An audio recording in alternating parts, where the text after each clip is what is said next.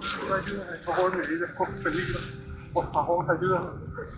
Necesitamos entrar. Por favor, me pego a pedir asilo. Diego worked for the Mexican government, where he witnessed corruption. When he refused to participate, he was assaulted and a victim of an attempted kidnapping.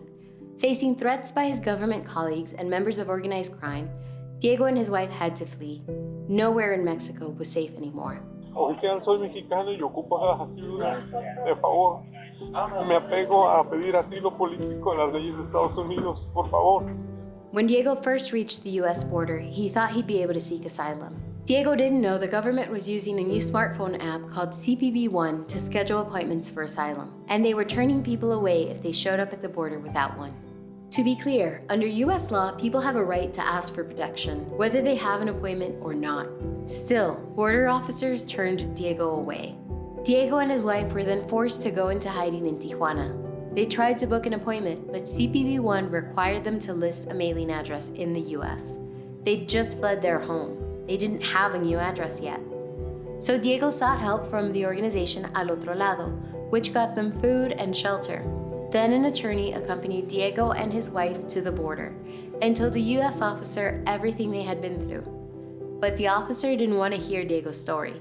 He told Diego to go away and instead ask Mexican immigration officers, agents of the very government he's running from, for help with CBP One, an app created and run by the US government.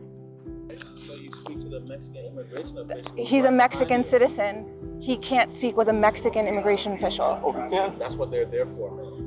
oficial. Not soy for mexicano. Mexican citizens, sir. Oficial, soy mexicano y ocupo la ayuda. De favor. Diego's story is not unusual. Under Biden's Turnback policy, the US is turning people away without giving them a chance to plead their case. This leaves people stranded, homeless, and vulnerable in a part of Mexico where violence against migrants is rampant. Mexican asylum seekers like Diego are being trapped in the very country they're trying to escape, and instructed to seek help from the government many of them fear. This policy is illegal, which is why Al Otro Lado has teamed up with Haitian Bridge Alliance to sue the government over it, with representation including the Center for Gender and Refugee Studies, American Immigration Council, Center for Constitutional Rights, and Mayor Brown.